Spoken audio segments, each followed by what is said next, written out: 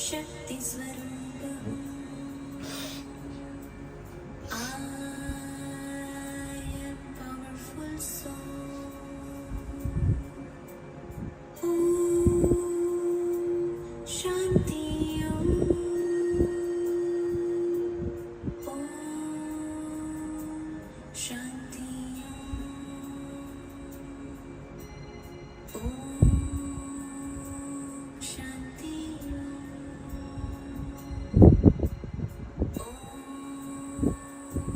Shanti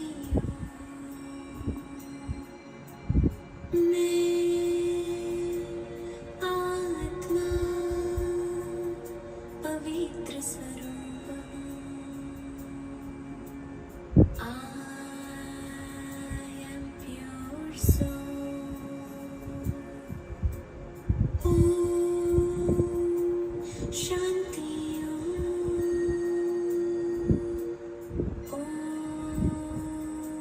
Shanti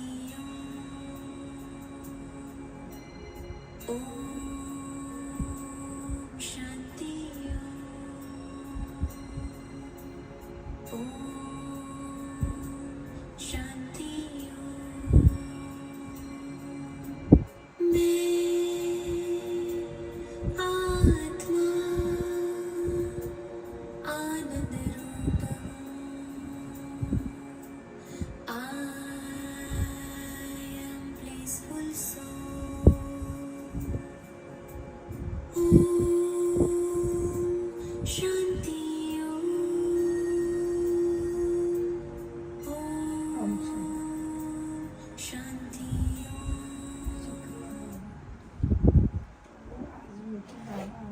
इसका link मेरे को भेजना ओम ओम या ओम का जो चलता जाप चलता है ये मैंने उसमें चलाएगा ना जी जी इसका लिंक भेजना मेरे को। जी। तो आज मीठी प्यारे बाबा मीठे बच्चों को कहते हैं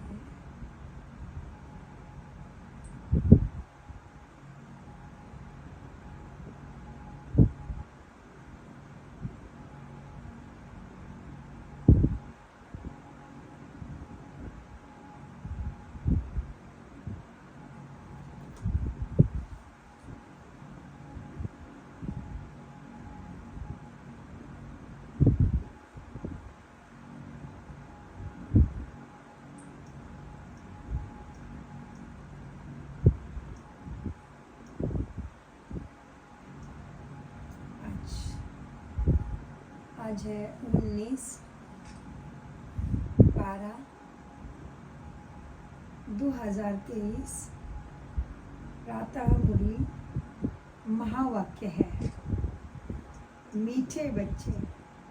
क्या करना है मीठे बच्चों को? सर्विस की वृद्धि के लिए नए नए सर्विस के तरीके निकालने। गांव गांव में जाकर सर्विस करो। सर्विस करने के लिए ज्ञान की पराकाष्ठा चाहिए।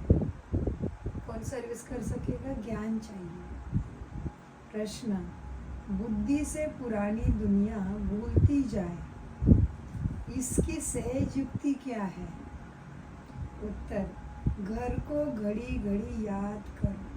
कहाँ है घर? परमधाम जी। घर को घड़ी घड़ी याद करो, बुद्धि में रहे। अब मृत्यु लोक से हिसाब किताब चुकतू कर अमर लोक जाना है। देह से भी बेघर हो जाओ। देह भी हमारा नहीं है। देह से भी बेघर, यह देह भी अपना नहीं। ऐसा अभ्यास हो तो पुरानी दुनिया ही भूल जाएगी। पुरानी दुनिया भूलने का बाबा ने युक्ति दी। ये देह ही मेरा नहीं तो ये देह के आसपास जो दिख रहा है वो मेरा कैसे हो सकता है? प्रकृति का और परमात्मा का है सब। मुझे खेलने के लिए थोड़ी देर के लिए मिला है तो मुझे उसको ही यूज़ करके अपना ही कल्याण करके जमा करना है। तो समय श्वास संकल्प को व्यर्थ नहीं गंवाना है। तो बाबा कहते हैं देह से भी बेघर, ये देह भी अपना नहीं। ऐसा अभ्यास हो तो पुरानी दुनिया ही भूल जाएगी। इस पुरानी दुनिया में रहते अपनी परिपक्व अवस्था बनानी है। एक रस अवस्था के लिए बुद्धि से मेहनत करनी है। गीत चला है, माता वो माता, तू है सबकी भाग्य विधाता। ओम शांति। जगत अम्बा की महिमा भारत में बहुत है। जगत अम्बा को भारतवासियों के सिवाय कोई भी नहीं जानते। नाम सुना तो है जगत की अम्बा, लेकिन कौन है, कहाँ से आई, उसको कहाँ शक्ति मिलती, कोई नहीं जानते। हाँ, नाम सुना है जिसको ईव अर्थात बीवी भी कहते हैं। तो जगत अम्बा को मुसलमान में बीवी कहते हैं। उसी देवी को क्या करते, जैसे बाबा को अल्लाह, गॉड, खुदा जो होवा इस नाम से वो पुकारते हैं। रूह, वो कहते मेरी रूह कांप रही थी, लेकिन उनको मालूम नहीं रूह शब्द आत्मा के लिए आता है। वैसे ही जगतांबा को यू अर्थात बेबी भी कहते हैं। अब तुम बच्चों की बुद्धि में है कि बीवी और मालिक के सिवाय रचना तो रची नहीं जा सकती। जरूर जगत अम्बा को प्रकट होना पड़ेगा। जरूर थी तब तो गायन करते हैं। हाँ, प्रकट हुई थी तभी तो गायन करते हैं। भारत की महिमा बहुत है। स्वर्ग भी कहते हैं भारत को। हाँ, भारत की महिमा भी बहुत है। स्वर्ग भी कहते हैं और यह भी जानते हैं कि भारत ही प्राचीन था। हाँ, सबसे पहले इस धरा पे कौन सा देश था? भारत ही प्रचलित था और हमेशा रहेगा। भारत की जमीन पानी के नीचे कभी नहीं जाती। तो भारत ही प्राचीन था, इसलिए जरूर हेवन होना चाहिए। यह तुम ईश्वरीय संतान बिगर कोई समझ भी नहीं सके। कितना मान बढ़ गया हमारा। ईश्वरीय संतान के बिना गहरी बातें कोई समझ भी नहीं सकते, तो समझा क्या सकेंगे। यह तुम ईश्वरीय संतान बिगर कोई समझ बन सके। जिन्होंने कल्प पहले समझा है वही यहाँ आते रहेंगे, प्रदर्शनी चलती रहेगी। समझते हैं कल्प पहले भी प्रदर्शनी की होगी। सबको समझाने के लिए अक्षर बहुत अच्छे हैं। पवित्र आत्मा, पवित्रता से तुम लाइट का ताज पाते हो। मन बुद्धि मनसा वाचा करना कृति वृत्ति से ही पवित्रता का ताज माना पीछे लाइट का घेरा है।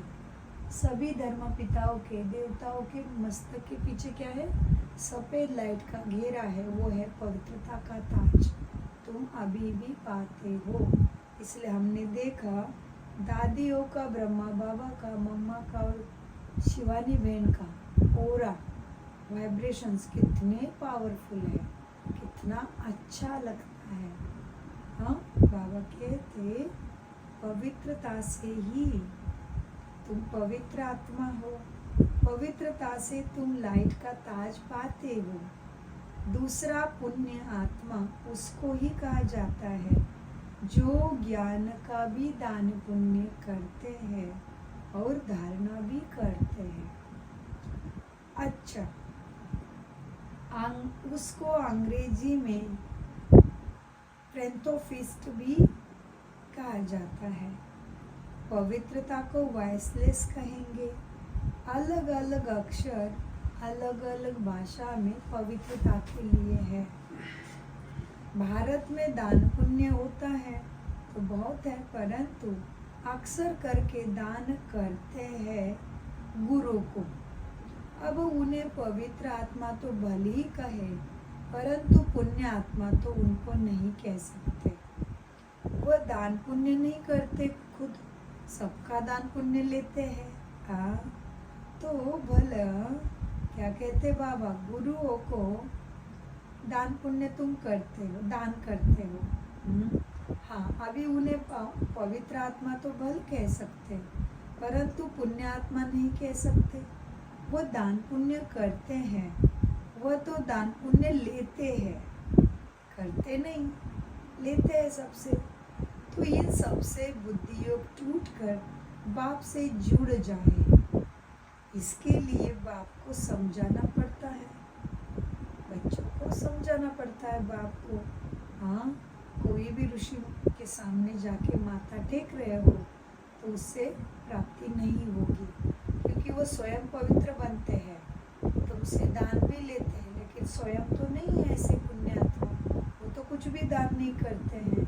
हाँ, तो इन सबसे बुद्धि योग टूट बाप से जुड़ जाए, इसके लिए बाप को समझाना पड़ता है कि यह ठीक नहीं है, इन सबका उद्धार तो मैं ही करता हूँ, तो तुम्हारा उद्धार वो भले कैसे करेंगे? इसका उद्धार करता है बाबा गुरुओं का भी, इन सबका उद्धार भी करने मैं आता हूँ। तुम ज्ञान सागर से निकली हुई ज्ञान गंगाएं हो।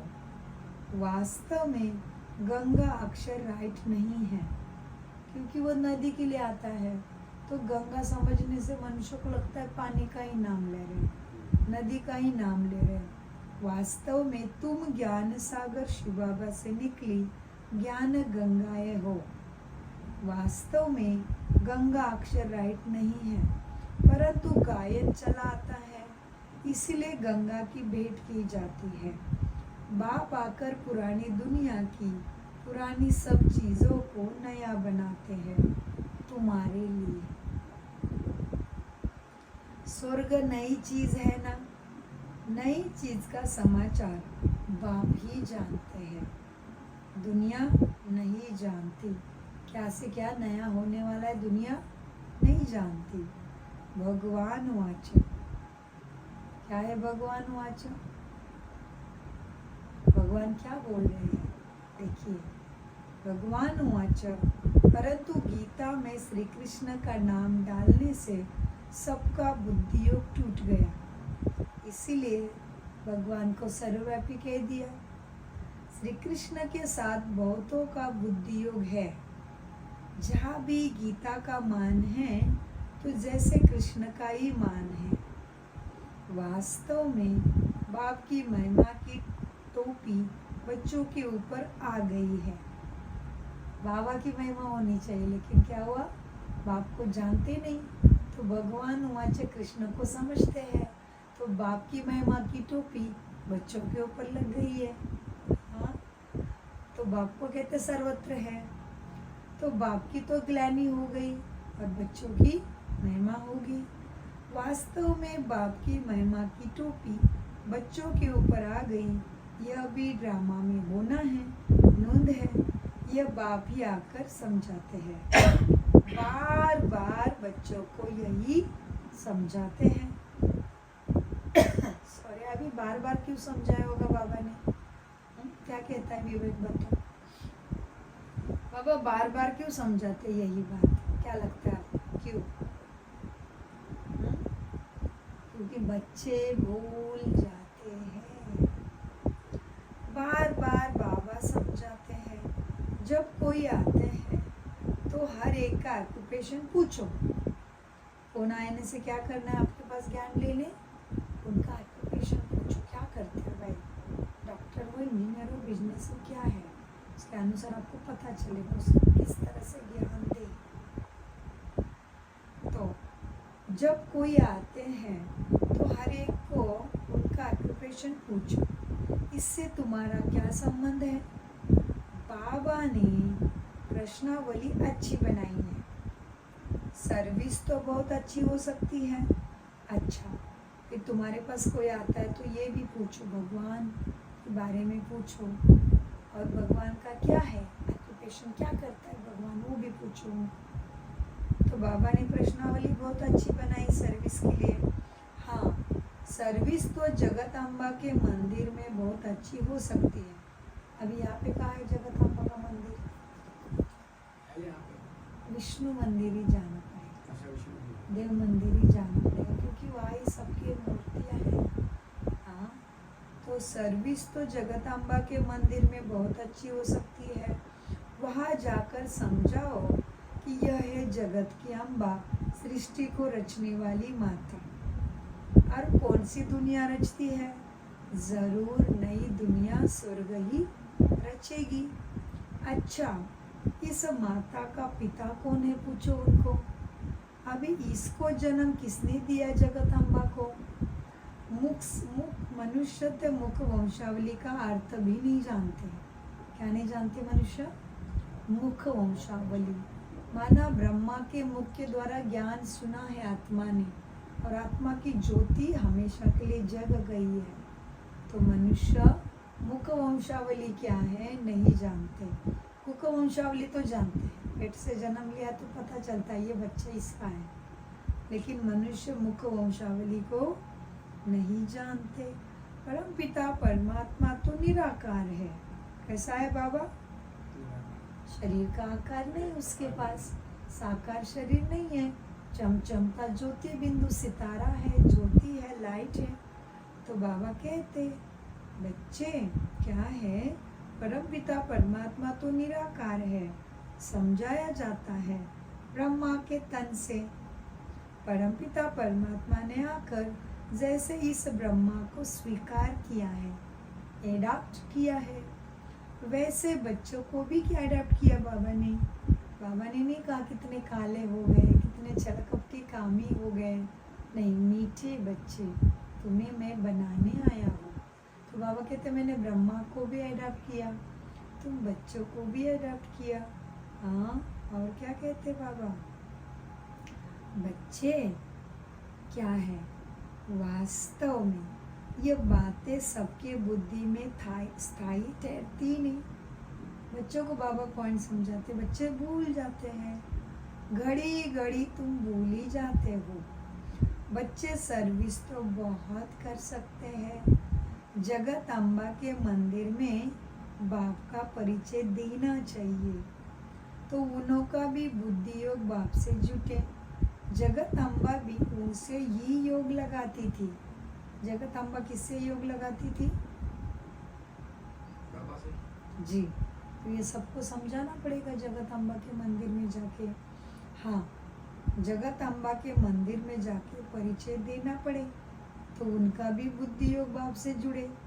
जगत अम्बा भी उनसे ही योग लगा के शक्ति लेती है, समझाना पड़े, तो हम भी उनसे योग लगाए। योग माना बुद्धि की तार, मन की तार उसके साथ जोड़ देना, उसके याद में रहना, तो वाइब्रेशन लेकर आएगी। हाँ, तो उसके बाद जो गुण और शक्ति है वो मेरे अंदर डाउनलोड हो जाएगी। बाबा कहते नीचे जगत अम्बा तपस्या में बैठी है, तो उनका मंदिर ऊपर है, तो जाके समझाओ। जैसे आज भी हम देखते हैं किसी मनुष्य को याद करते हैं तो वो हमें मिल जाता, नहीं तो उसका फ़ोन आता, फिर हम कहते अरे मैं आपको याद कर रहा था, मैं सोच रहा था आपको फ़ोन करूँ या आपसे बात करूँ। तो ये मनुष्य विकारी है, मन उसका इतना शुद्ध नहीं, फिर भी कनेक्शन हो रहा है याद से। तो भगवान तो शुद्धि का सागर है, दाता है, और उसको याद करने से उसकी गुण और शक्ति आती नहीं, ये हो नहीं सकता।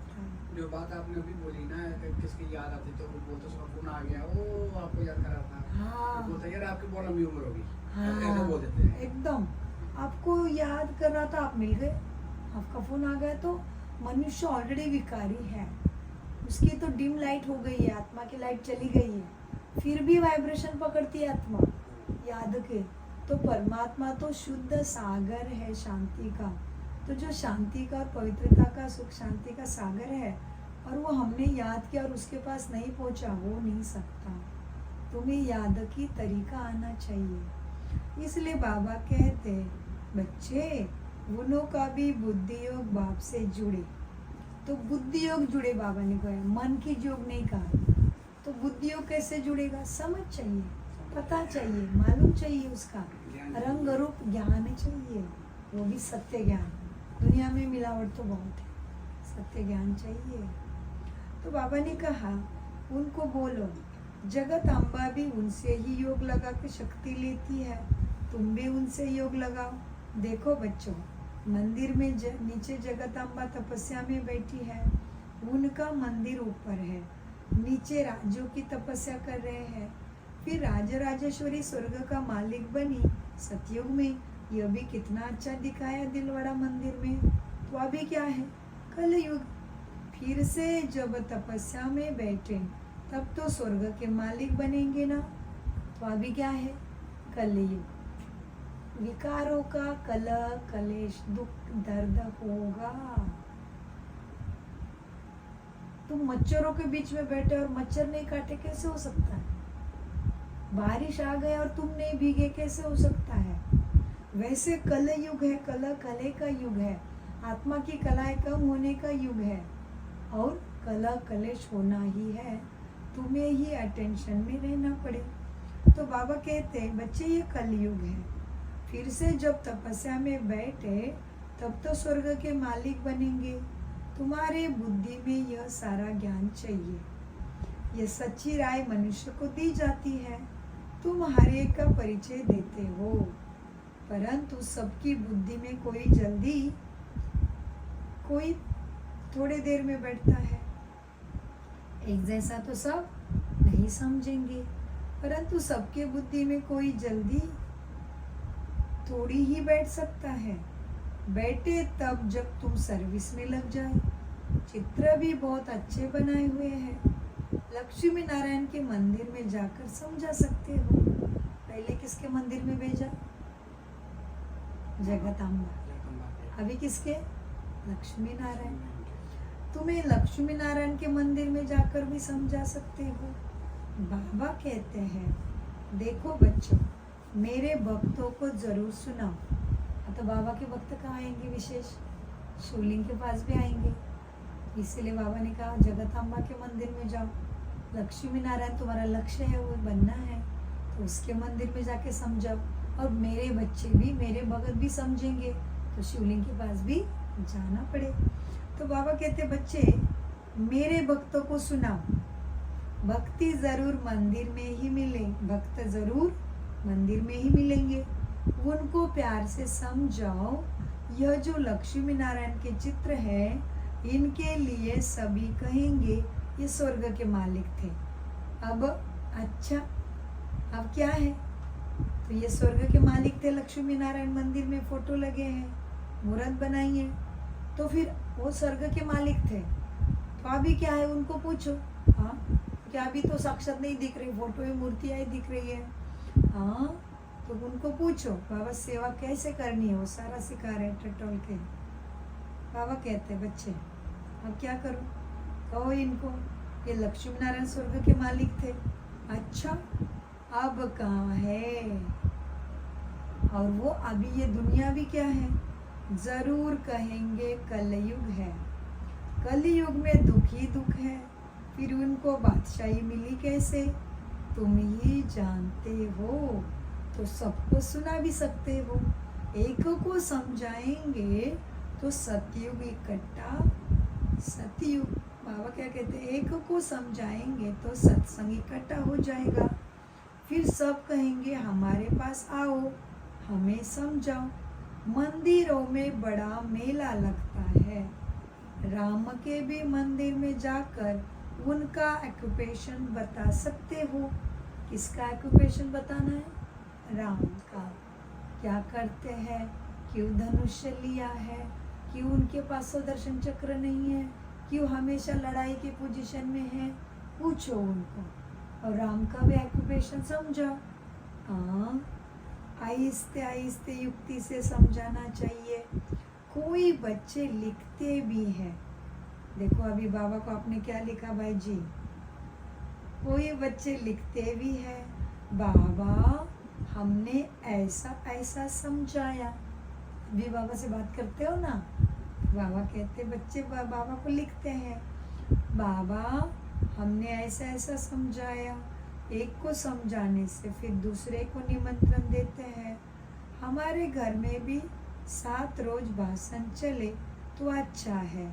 फिर वहाँ से और कोई निकलेगा, कोई भी निमंत्रण दे, उनको ऐसा समझाना चाहिए जो छोड़े ही नहीं। भाषण करने से आसपास वाले मित्र संबंधी आदि भी इकट्ठे होंगे। ऐसे ही वृद्धि होती जाएगी। सेंटर पर इतने नहीं आ सकते, ये अच्छी युक्ति है। ऐसे मेहनत तुम्हें करनी चाहिए। मेहनत करने का ढंग मुश्किल किसको आता है? ज्ञान की पराकाष्ठा चाहिए मेहनत के लिए। किसमें चाहिए ज्ञान की पराकाष्ठा? बुद्धि में, संस्कारों में सत्य ज्ञान की पराकाष्ठा चाहिए, तो हमें सर्विस की उछल आएगी। हाँ, कोई भी नहीं समझा सकता। मेहनत करनी चाहिए। मेहनत करने का ढंग मुश्किल किसको आता है? ज्ञान की पराकाष्ठा चाहिए। बाबा कितने दूर से हमको सिखाने आते हैं। बोलो अपने आप, मुझे क्या होता है इधर जाने के लिए? मेरा बाप कितने दूर से आया है, एवं उसको कुछ चाहिए भी नहीं, और मुझे तो सुख, शांति, प्रेम, आनंद, शक्ति सब चाहिए। तो मेहनत तो करना ही पड़े, क्योंकि एक तरफ है चाहिए, एक तरफ है लेने का समय, और फिर मुझे मिलता है हमेशा, तो मैं क्यों छोड़ू बोले? हाँ, बाबा को कुछ भी नहीं चाहिए, निस्वार्थ सेवाधारी, फिर भी इतने दूर से बच्चों के लिए आया है। बाबा कहते, बच्चे देखो ये पढ़ाई कितनी वंडरफुल है। बाबा कितने दूर से हमको सिखाने आया। अगर सर्विस नहीं करेंगे तो क्या होगा बताओ? ऊंचा पद कैसे पाएंगे? जी बहुत अच्छा। तो ऊंचा पद कैसे पाएंगे? प्राप्ति कहाँ से होगी? स्कूल में बच्चे बहुत अच्छे चमत्कारी होते हैं। क्या करते हैं? वो चलते रहते हैं। यह भी पढ़ाई है, यह भी वंडरफुल पढ़ाई। इसमें बूढ़े भी, जवान भी सब पढ़ सकते हैं। गरीबों को और ही अच्छा चांस है, क्योंकि गरीब है तो धंधा दौरी का ज़्यादा जिम्मेवारी का, इनके ऊपर जिम्मेवारी का ज़्यादा प्रेशर नहीं है। जैसे बड़े बड़े कंपनी वालों को तो टाइम ही नहीं है, रोज का ही देखना है, कल का काम क्या आया, वो गया कि नहीं, और आज का कैसे करे। जो गरीब है उनको क्या है, किसी के दरबार में जाके काम करते हैं, फैक्ट्री में जाके काम किया, घर में आके निश्चिंत है, जेब में मिले हुए पैसे रखे, कल का थोड़ी है कि फैक्ट्री कैसे चलाओ, यह वो कुछ नहीं है। तो बाबा कहते हैं हाँ, गरीबों को और ही अच्छा चांस है ज्ञान उठाने का। सन्यासी भी वास्तव में गरीब ही है। कितने बड़े बड़े धनवान मनुष्य अपने पास उनको बुलाते हैं। सन्यासियों ने घर बार छोड़ा, बेघर हो गए, तो गरीबी हो गए ना, कुछ भी उन्हों के पास नहीं है। तुम भी अभी बेघर हो, फिर प्रिंस बन जाते हो गए क्या बेघर आप? बहुत अच्छा। तो बाबा को सब कुछ मन से देना, वरना हमारा कुछ भी नहीं तो हम भी तो बेघर हो गए। तो तुम भी अभी बेघर हो, फिर क्या बनेंगे? प्रिंस बनते हो। कहाँ पे प्रिंस बनेंगे भाई जी? प्रिंस कहाँ पे बनोगे? सत्ययुग में संगम से ही शुरू हुआ अभी हमारा। इतना मन में शांति सुकून अनुभव होता है, जो हम यहाँ से अपने मन के राजा बने हैं, संस्कारों पे राजा बने हैं, तो उसके ऊपर ही हमारा भाग्य सत्ययुग में भी प्रिंस बना राजकुमार बनेंगे। तो बाबा कहते तुम अभी बेघर हो, फिर प्रिंस बनते हो, वह भी बेघर है, इसमें पवित्रता की बात है। तुम्हारे पास और कुछ नहीं है, तुम देह को भूल जाते हो, देह से सब कुछ त्याग कर एक बाप के बनते हो। जितना एक बाप को याद करेंगे उतनी गुणों की धारणा होगी। एक रस धारणा हो जाए उसके लिए मेहनत चाहिए। एक रस धारणा माना क्या लेंगे? अभी अमृत वेला में अच्छा लगता, मुरली भी बहुत अच्छा लगता, अकेले है तो बहुत अच्छा लगता, लेकिन जैसे ही सबके बीच में जाए, कर्म में आए, बातें आए, तो भी धारणा रहनी चाहिए। इसलिए बाबा ने कहा एक रस धारणा हो जाए, उसके लिए बच्चों को मेहनत करनी चाहिए। स्मृति की हमको बाबा के पास जाना है, तो इस पुरानी दुनिया का ख्याल क्यों करें? क्यों रखे ख्याल है? क्यों सोचते रहते हो दुनिया के बारे में? क्यों दुनिया के मैटर को लेके टाइम वेस्ट करते हो? हमको तो बाबा के पास जाना है, तो इस पुरानी दुनिया का ख्याल क्यों रखें? जब तक परिपक्व अवस्था हो तब तक रहना तो इसी पुरानी दुनिया है। हाँ, बाबा कहते जब तक आत्मा शुद्ध पावन गुणवान नहीं बनती तब तक कहाँ रहना है? इस पुरानी दुनिया में ही रहना है, पुराने शरीर में ही रहना है। अब तुम ग्रस्त व्यवहार में रहकर पवित्र बनना ही है तुम्हें। इस मृत्यु लोक से हिसाब किताब चुप होता है। अब मृत्यु लोक से तुम्हें अमर लोक जाना है। घर को घड़ी घड़ी याद करने से पुरानी दुनिया भूलती जाएगी। बोलो, इसको बोलना है सेवा करते क्या?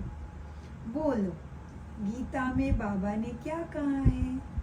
भगवान को बाबा कहा जाता है क्योंकि वो निराकार बाप है, तो बाप को बाबा ही कहते हैं। निराकार बाबा क्या कहते हैं?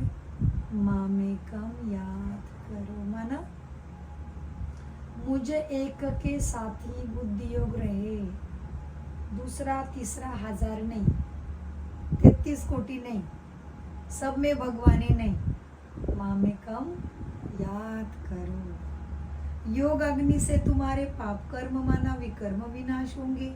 ये भगवान के महावाक्य है, ये सत्य होने ही है। क्या?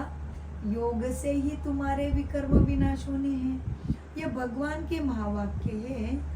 इस पुरानी दुनिया और पुराने देह को भी छोड़ो। क्या है भगवान के महावाक्य? ममत्व को छोड़ो। ये भगवान के महावाक्य है कि इस पुरानी दुनिया पुराने देह को छोड़ो, देही अभिमानी बनकर निरंतर बाबा को याद करो। क्यों? भगवान है निराकार, तो ये साकार दुनिया में बुद्धि लगा के तुम्हें कहाँ मिलेगा? आत्मा शरीर लेकर टॉकी बनती है। क्या बनी आत्मा? बोलने की ताकत पाई आत्मा ने, शरीर लिया इसलिए बाबा को भी टॉकी में आना पड़ता है। तो ब्रह्मा का रथ उसको चाहिए, क्योंकि वो शरीर लेगा तो सदगति कैसे करेगा? तो बाबा कहते आत्मा शरीर लेकर टॉकी बनती है। बाबा तो गर्भ से जन्म नहीं लेते। कौन सा बाबा?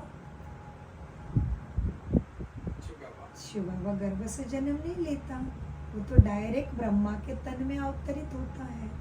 बैठता भी भ्रुकुटी में, इधर उधर नहीं। मैंने कल बाबा मेरा जाना तो सेंटर में गया ना, तो 15 कितनी बार देखा मैंने, जब भी गुलजार दादी जब भी आती है ना तो मुखड़ा थोड़ा सा काला काला होता है। हाँ, तो एकदम मुखड़ा से। काला काला होता है। तो जब भी वो अपने आसन में बैठती, जब भी बाबा इंटर कर जाता है ना, तो फिर वो चेहरा एकदम सही पहचाना, हाँ। लाइट ही हो जाती है पूरी। एकदम सही पहचाना अपने आप में। बढ़िया है, बढ़िया। आत्मा कैच कर रही है बाबा, बधाई बाबा। देखो दिल से समझ गए, ये मेरा बाबा आ गए, बहुत अच्छा। बाबा कहते भगवान निराकार है ना बच्चों। हाँ, तो पुरानी दुनिया पुरानी देह को भी छोड़ो, देहाभिमानी बनकर निरंतर बाप को याद करो। भगवान निराकार है, आत्मा शरीर लेकर टॉकी बनती है। बाबा तो गर्भ से जन्म नहीं लेता, उनका नाम जीव नहीं है, शिव है। हाँ, सदा शिव है उसका नाम, जीव नहीं लेता, वो जीव भी नहीं आता। हाँ, उनका नाम एक ही है, शिव। ब्रह्मा विष्णु शंकर को अपना सूक्ष्म शरीर भी है, वो तो सूक्ष्म शरीर भी नहीं लेता, केवल ज्योति बिंदु। हाँ, उसका नाम है सदा के लिए शिव। ब्रह्मा विष्णु शंकर को अपना शरीर भी है, यह है निराकार परमपिता परमात्मा। फिर उनका नाम है शिव, वो ज्ञान का सागर है। ब्रह्मा विष्णु शंकर को रचयिता नहीं कहेंगे, रचता तो बाबा है, वो रचता है सबको। ब्रह्मा विष्णु शंकर को रचयिता नहीं कहेंगे, वो रचना है भगवान की। रचयिता एक ही निराकार को कहा जाता है। वो फिर साकार रचना कैसे रचेगा? वह फिर साकारी रचना कैसे रचे? तो ब्रह्मा द्वारा ही आकर समझाते हैं। श्री कृष्ण तो हो नहीं सके, श्री कृष्ण तो उसका भाग्य मिला है, उसका नाम है। ब्रह्मा ने अपना रथ भगवान को दिया, एक ही साल में खुद को इतना परिवर्तित किया कि फिर ऐसा कभी हुआ ही नहीं, पीछे मुड़ के देखा ही नहीं। वो भूखा रखे, नहीं तो मारने के लिए सामने तलवार आए, वो फिर कभी देहभान में आया ही नहीं, इसलिए नंबर 1 में चला गया। और हमें दिख रहे, समझते समझते समझते कितने साल गए, फिर से पुराने विकार मन में अटैक करते ही। ब्रह्मा का मम्मा का ऐसा नहीं हुआ। बाबा कहते बच्चे मैं तो निराकारी हूँ, तो साकार दुनिया कैसे रचूं?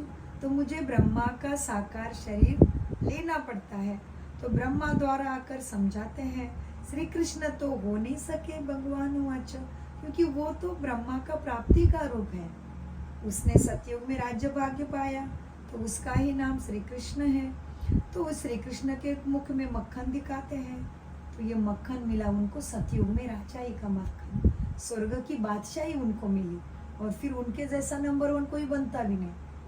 पहला सतयुग का हेवन का प्रिंस है श्री कृष्ण। तो बाबा कहते हैं ब्रह्मा के हाथ में तो वेद शास्त्र दिखाते हैं, कृष्ण के हाथ में तो मक्खन लड्डू दिखाते हैं, सृष्टि का गोला दिखाते हैं। हाँ, ब्रह्मा के हाथ में वेद शास्त्र दिखाते हैं, गाया भी हुआ है ब्रह्मा द्वारा स्थापना। ब्रह्मा सभी शास्त्रों का सार सुनाते हैं, इसलिए उनके हाथ में शास्त्र कमल पुष्प गदा सुदर्शन चक्र दिखाते हैं। निराकार ही सुनाते हैं साकार द्वारा। ये बातें अच्छी रीति तुम्हें बुद्धि में धारण करना पड़े। भगवान वाचो, क्या मैं राजयोग सिखलाता हूँ बच्चे, मैं हाटी योग, बुद्धि योग, ज्ञान योग, भक्ति योग नहीं सिखाता। सभी योगों का जिसमें समावेश है राज योग, सभी योगों का फल आपको उसमें मिल जाएगा, वही मैं सिखाता हूँ। बाबा ने क्या कहा? भगवान वाचो। भगवान की वाणी से क्या निकला है? मैं राजयोग सिखाता हूँ। विनाश के पहले स्थापना जरूर चाहिए। किसका विनाश होगा भाई? मनुष्य डरता है विनाश के बात से। विनाश किसका होगा? पुरानी दुनिया, पुराने विकार, संस्कार, काम, क्रोध, ईर्ष्या, लोभ, द्वेष, भ्रष्टाचार, पापाचार, अत्याचार, बलात्कार, दुराचार, सबका विनाश होना है। समझदार मनुष्य, बुद्धिमान मनुष्य अपने संस्कारों को यहाँ ही बदलेगा, विनाश उसको पछाड़ेगा नहीं। जो अपने मन बुद्धि को विकारी, कामी, खलकामी, कपटी, जलसी नहीं छोड़ेगा, उसको विनाश पछाड़ेगा। विनाश माना शरीर को व्याधि लगेगी, अपने ही बहुत ग्लानि करेंगे, दुख देंगे। सृष्टि के 5 तत्व भी तुम्हें नहीं छोड़ेंगे। तो प्राणी मात्रा, कीड़े मकोड़े, वायरस भी तुम्हें नहीं छोड़ेंगे। इसलिए जो योगी बनेगा वो हमेशा बचा रहेगा। इसलिए बाबा कहते हैं विनाश के पहले स्थापना जरूर चाहिए। तो पहले अपने अंदर में क्या स्थापन करना पड़ेगा भाई जी? मैं शांत स्वरूप, सुख स्वरूप, शक्ति स्वरूप, प्रेम स्वरूप, ज्ञान स्वरूप, सत्य स्वरूप, पवित्र आत्मा हूँ। इसको अपने ऊपर में ठान लो, बिठा दो। आत्मा के एकदम सूक्ष्म मन बुद्धि संस्कारों में ये धारण करो। अपने अंदर से पहले दुर्गुणों का विनाश करो। तुम्हारा कोई बाल भी बाका इस संगम पे कर नहीं सकता। इसलिए बाबा कहते तुम्हें 21 जन्मों का सुख मिलता है। 21वां पहला जन्म यहाँ से शुरू हुआ, 8 जन्म सतयुग के, 12 जन्म त्रेता के, हो गए 8 और 12 20, और ये संगम का 21। जो इसलिए कहते कई किए करत लागे ना वार, करो तो सही, फिर वार नहीं लगेगी, टाइम नहीं लगेगा। तुम आत्मा के गुणों को धारण तो करो। तुम राजयोग करके स्वयं की आत्मा ज्योति को जानो। तो आत्मा को जाना तो आत्मा को बाप को भी जानो। तो बाबा ने क्या कहा? बच्चे मैं राजयोग सिखलाता हूँ। विनाश के पहले स्थापना तो जरूर चाहिए। इसकी स्थापना पहले अपने अंदर संस्कारों की स्थापना, सत्व प्रधानता की स्थापना, मनसा वाचा कर्मणा, दृष्टि वृत्ति कृति में सद्गुणों की स्थापना होगी। हाँ, विनाश के पहले स्थापना भी चाहिए। पहले पहले है स्थापना। बड़ा ही क्लियर लिखते रहते हैं, बड़ा ही बाबा क्लियर लिखते रहते हैं। ब्रह्मा द्वारा सूर्यवंशी घराने की स्थापना लिखत में बड़ा अच्छा राज है, परंतु जबकि कोई मेहनत कर और सर्विस में लग जाए तभी तो समझ पाए सूर्यवंशम कहाँ है। सतयुग के लोगों को, दुनिया को, सतयुग के देवी देवताओं को क्या कहेंगे? सूर्यवंशी।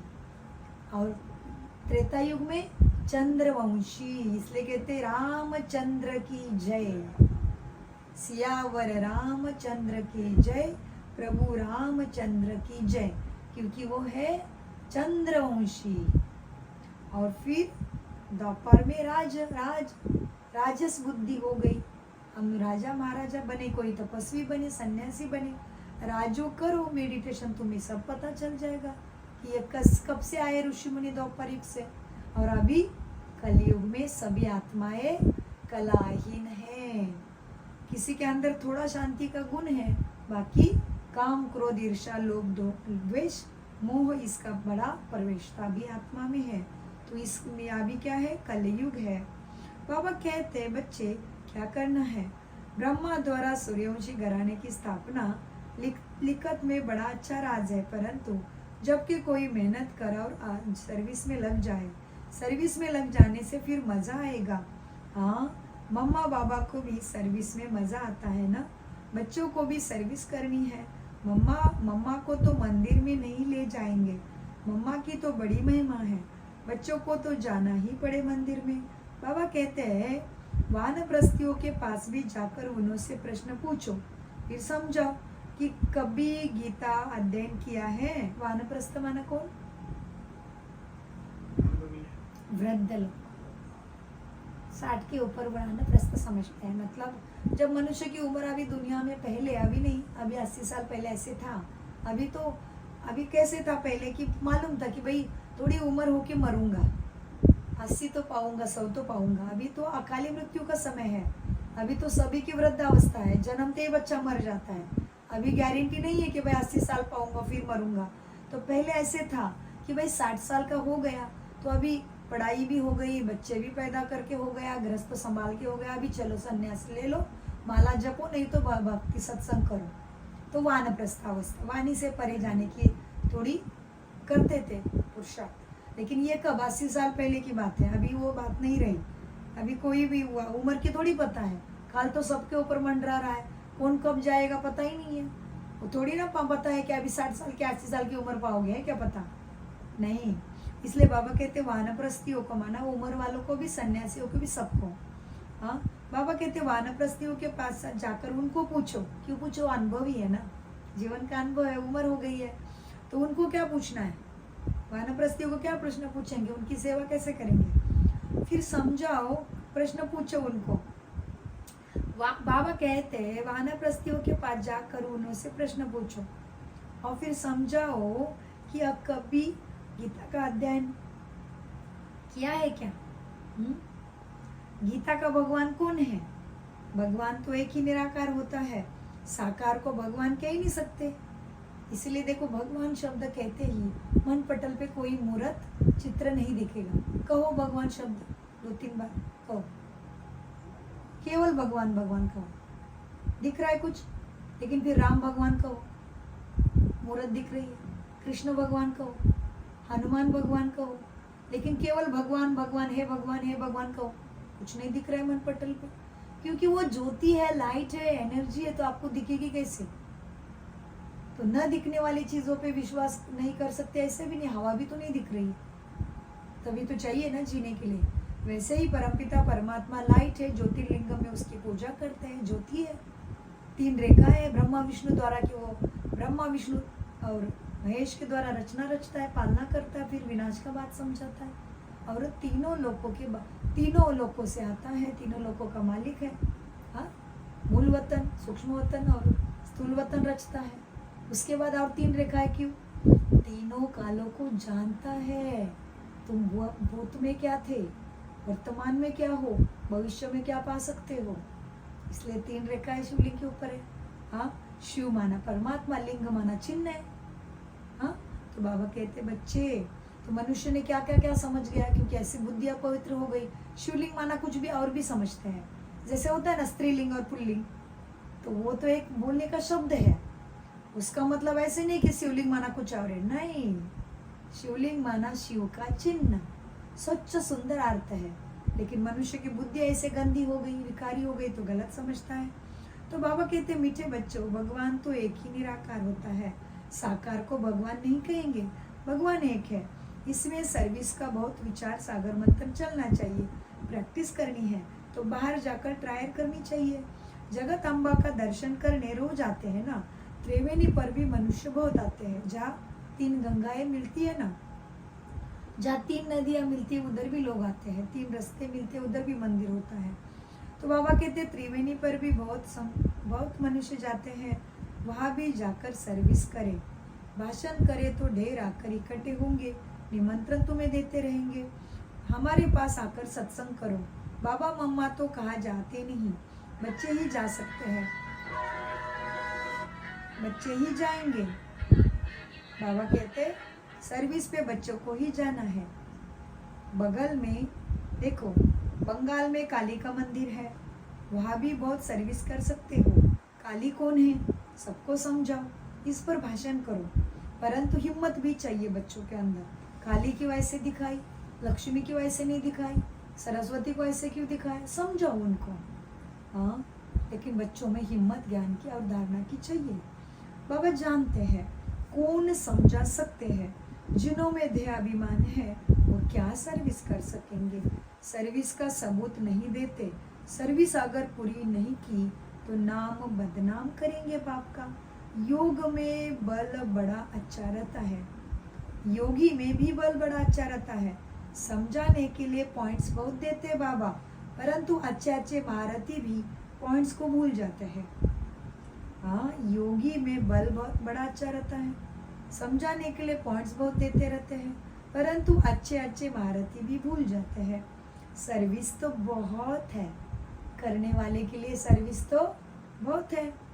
हाँ, इसको कहा जाता है बेहद की सर्विस। फिर बाबा क्या कहते हैं, हाँ, सर्विस करने वाले को मान भी बहुत मिलता है। फिर इसको कहा जाता है बेहद की सर्विस। फिर वह मान भी बहुत पाते हैं। मनुष्य पर मुख्य क्या है, पवित्रता की बात। यहाँ पे हमें चाहिए मन वचन कर्म की पवित्रता। नहीं तो वैसे दुनिया में तो पवित्र बहुत रहते हैं, कुछ बीमारी हो गई, पति चला गया, पत्नी चली गई, कुछ भी कारण है, बहुत पवित्र रहते हैं, पवित्रता कभी नहीं। लेकिन यहाँ पे मनसा वाचा कर्मणा की पवित्रता, तभी भगवान की प्राप्ति होगी, भाग्य बनेगा। बाबा कहते बच्चे मुख्य है पवित्रता की बात। चलते चलते टूट पड़ते हैं। लौकिक बाप से कभी किसी को भी नीचे टूटता है क्या? लौकिक बाप को कहते हो ये मेरा बाप है कि नहीं, मुझे डाउट है, कुछ भी हो जाए, झगड़ा भी हो जाए, मार भी दे तो भी छोड़ते हो क्या बाप को? नहीं।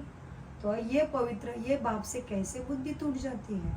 हाँ, ये बाप पे संशय आता है, भूल जाते हैं ऐसे बाप को। तो बाबा कहते हैं मुख्य है पवित्रता की बात, इसलिए चलते चलते टूट पड़ते हैं। लौकिक बाप से कभी किसी को नीचे टूटता है क्या? नहीं। या बाबा के पास जन्म लेते हैं, ऐसे बाप को फिर घड़ी घड़ी भूल जाते हैं, क्योंकि विचित्र है ना, उसका कोई चित्र ही नहीं, उसके कोई मूर्ति नहीं है, वो तो केवल ज्योतिर्लिंगम है, शिवलिंग है। हाँ, सदाशिव है, तो इसलिए मुझे भूल जाते हैं।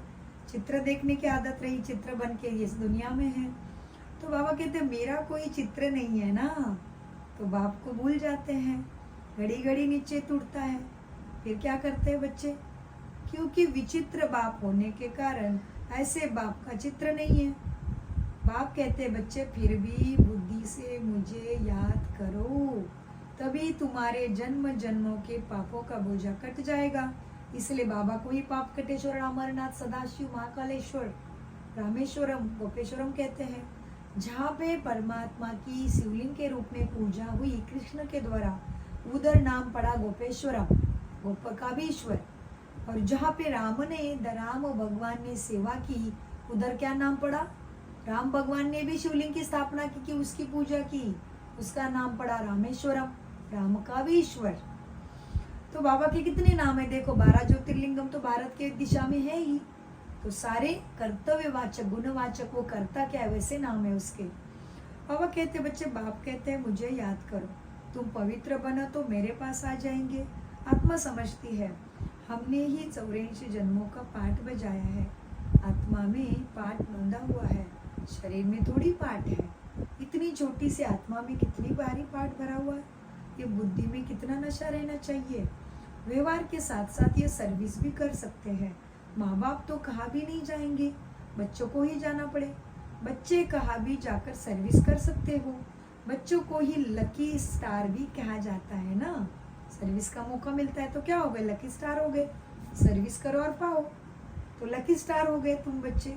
अच्छा, मीठे मीठे ज्ञान लकी सितारों को माता पिता बाप दादा का याद प्यारा और गुड मॉर्निंग। रूहानी बाप की रूहानी बच्चों के नमस्ते। हम रूहानी बच्चों का रूहानी बाप दादा को याद प्यार गुड मॉर्निंग। मीठे बाबा नमस्ते। नमस्ते, शुक्रिया बाबा। धारणा के लिए मुख्य सार है, 1, देहाभिमान छोड़ सर्विस करनी है। विचार सागर मंथन कर बेहद की बेहद की सर्विस का सबूत बाप को देना है। अपनों की तो करोगी, अपना देश, अपना लोग, अपने संबंधी, मेरे मित्र, उनकी तो हो ही जाएगी, लेकिन यह विश्व ही मेरा परिवार है, यह विश्व ही मेरा घर। वसुदेव कुटुंबकम, माना इस वसुधरा पे जो भी आत्मा है उन सबका भला हो, कोई मेरा दुश्मन है नहीं। सब अपना पार्ट बजाने इस सृष्टि रंगमंच पे अपना अपना रोल अदा कर रहे, अपने अपने एक्ट कर रहे। वसुदेव कुटुंबकम भारत के ही संस्कृति में कहा जाता है। ये अभी संस्कारों में आ जाए, मेरा तेरा नहीं हो, तभी भगवान से प्राप्ति होगी। भगवान ने कहा कभी किसी को कि तुम क्रिश्चियन हो, तुम मुसलमान हो, तुम्हारा खून में लाल नहीं बनाऊंगा, हरा बनाऊंगा? कहा सबका खून का रंग एक ही है। हम दुकान में बैठा था ना, कभी कभी एम्बुलेंस गाड़ी होती है ना जी, तो थोड़ा बाहर आके देखता हूँ, हाथ जोड़ता हूँ, बाबा इसकी तकलीफ करना, इसको दुआ करना, तंदुरुस्ती देना। बहुत अच्छा, मैं भी ऐसे करती हूँ। एम्बुलेंस का आवाज आती तुरंत योग में बैठती, बाबा अगर कोई बड़ा जा रहा है, राजा है वगैरह, कोई वीआईपी, तो उसकी सदगति हो जाए, उसकी बुद्धि की तार तेरे से जुड़ जाए। और कोई दुख में जा रहा है तो बाबा उसको मदद करो, आपकी किरणें उसको मदद कर रहे हैं, उसका बुराई का कर्म मिट के उसको भी जल्दी राहत सुख मिल रहा है, और ऊपर से तेरे साथ बुद्धि की तार उसकी भी, उस आत्मा को भी जुड़ रही जाओ कि उसको भी पावर मिले, उसकी आत्मा के अंदर भी शक्ति आ जाए। मैं भी ऐसे करती हूँ, आप भी ऐसे करते हो, देखो कैसे भाई बहन है, सदा सेवादारी है। हाँ, तो मुख्य धारणा का सारा हम समझ रहे थे। देहाभिमान को छोड़ सर्विस करनी है। विचारधारा, विचार सागर मंथन कर बेहद की सर्विस का सबूत देना है। नंबर 2, इस मृत्यु लोक से पुरानी सब हिसाब किताब चुकतू करने हैं। इस मृत्यु लोक से, इसमें क्या गहराई है? मेरे सामने परिस्थिति आएगी, हम कह नहीं सकते कि मैं भगवान से बुद्धि लगाई है, मैं भगवान का काम करती हूँ, मैं भगवान की बच्ची हूँ तो मेरे पास कुछ नहीं आ सकता, हम कह नहीं सकते। अभी तुम वर्तमान में भगवान के बने हो, लेकिन पुराने जन्मों में क्या क्या करके आए वो तो सामने आएगा ही ना, भोगने के लिए, चुकतू करने के लिए आएगा जरूर। तो इसलिए बाबा कहते हैं इस मृत्यु लोक से पुराने सब हिसाब किताब चुकतू करने हैं। पुरानी देह और पुरानी दुनिया को बुद्धि से भूलते जाना है। वरदान, एक की स्मृति द्वारा एक रस स्थिति बनाने वाले उच्च पद के अधिकारी भव। वरदान का विश्लेषण है, कैसे उच्च पद के अधिकारी बने, विश्लेषण है वरदान का। एक रस स्थिति बनाने के लिए सदा एक के स्मृति में मन बुद्धि को स्थिर करो, और एक रस स्थिति बनाने के लिए सदा एक की स्मृति में स्थित रहो। अगर एक के बजाय दूसरा कोई याद आएगा तो एक रस के बजाय बहुरस स्थिति हो जाती है। जिसकी याद आती है उसका अवस्था तुम्हारे मन पे डाउनलोड हो जाती है, तो हलचल में आ जाते हो। हाँ, सबका भला चाहो, सबके बीच में रखे कर्तव्य कर्म भले करना है, लेकिन मन उसके साथ उसके ज्ञान में रमन करता रहे। बाबा कहते अगर एक के बजाय दूसरे कोई भी याद आए तो एक रस के बजाय बहुरस स्थिति हो जाएगी। जिस समय और कोई रस आकर्षित करता है उसी समय यदि आपका अंतिम समय आ जाए तो क्या होगा? उच्च पद पा नहीं सकते, उच्च पद नहीं मिलेगा। इसीलिए हर एक सेकंड अटेंशन रखो कि बाबा के साथ मेरा मन बुद्धि है क्या। मन बुद्धि उसके साथ रहो, सारे कर्म कर्तव्य करो, दुनिया बिल्कुल करने हैं। बाबा ने कभी नहीं कहा संन्यास ले लो कर्मों से, नहीं। बाबा कहते बच्चे गृहस्थी में रह के मेरे पर ज्ञान पे चलकर दिखाओ तो मैं सतयुग का सुख तुम्हें दे दूंगा जो तुमने जन्मों जन्मों से पाया। क्या? भगवान स्वर्ग पद दे, भगवान मुक्ति जीवन मुक्ति दे, भगवान सदगति सद्बुद्धि दे, मिलेगी जरूर उसकी मानो तो। बाबा कहते बच्चे क्या कहते बाबा वरदान के विश्लेषण में जिस समय और कोई के पास बुद्धि का आकर्षण रहा और उसी समय यदि आपका अंतिम समय आ जाए तो उच्च पद भगवान से मिल नहीं सकता। इसलिए हर एक सेकंड अटेंशन रखो, सदैव एक का पाठ पक्का हो। इसलिए भक्ति में माला जपते भाई जी, जप जप है, जप शब्द क्या है, जप है। जप माना जतन करना। बहुत जब भी मैंने बहुत अच्छा, मैंने भी जपी है। मेरा तो गुरु मंत्र हुआ था, कान मंत्र हुआ था, सब करके बैठी, सब तरफ गई थी, आर्ट ऑफ लिविंग गई, हरे कृष्णा में गई, इस्कॉन में गई, लेकिन माला तो बहुत जपी, लेकिन जितना ज्ञान अभी बाबा के पास में आके मिला कोई बातें नहीं, माला जपी इसलिए पाठ पूरा हो भक्ति का, क्लास पूरा होना चाहिए ना भाई। आपको जाना है डॉक्टरी के लिए और 10वीं भी पूरी नहीं करोगे, फिर कहोगे मैं कॉलेज नहीं जा पा रहा हूँ, नहीं जमेगा। 10वीं में बैठने के लिए नर्सरी से शुरू करना पड़ेगा। तो वो क्या है, भक्ति के पाठ है। इसलिए कहते भक्ति को कहते नवविधा, नवविधि है, नव क्लास है। क्या है, भजन पूजन अर्चन कीर्तन कथन मनन श्रवण पाद सेवन आत्मनिवेदन, हो गई सदगति।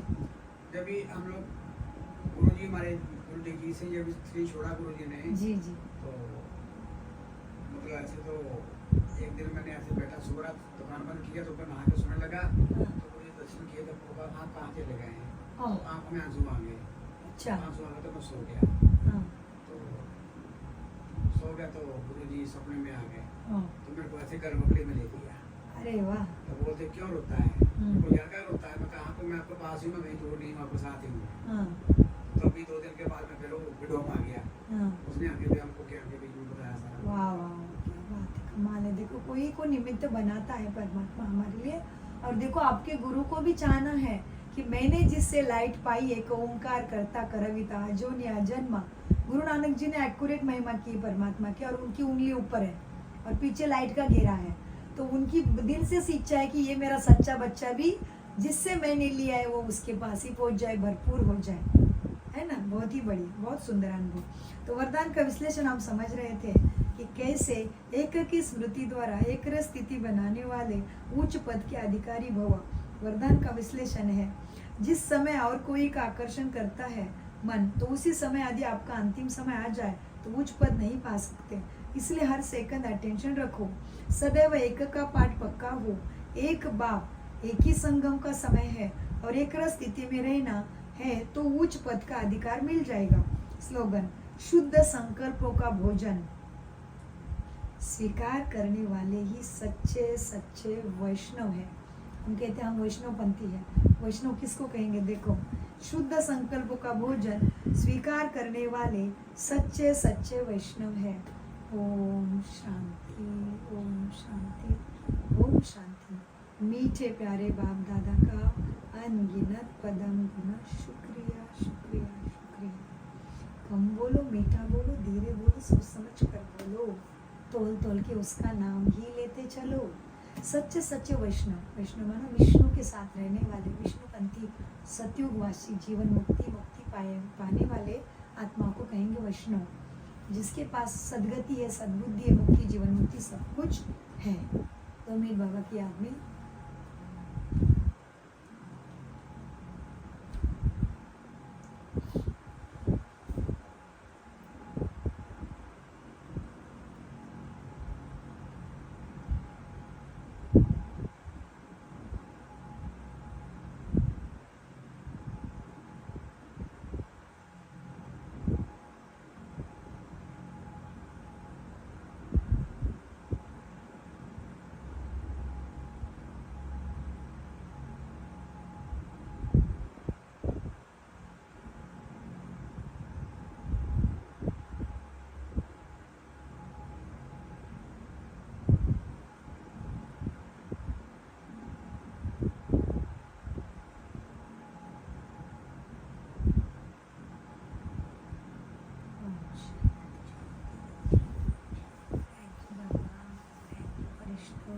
अच्छा, उधर में वो जो आप बोल रहे फोटो, ये फोटो लेके जाए ना उधर में, हाँ जी, तो उसमें वो जो टेबल पड़ा है जिसको टीवी पड़ा हुआ है ना, वो उसको मत देना, ओके। उसकी जरूरत पड़ेगी अभी हमको।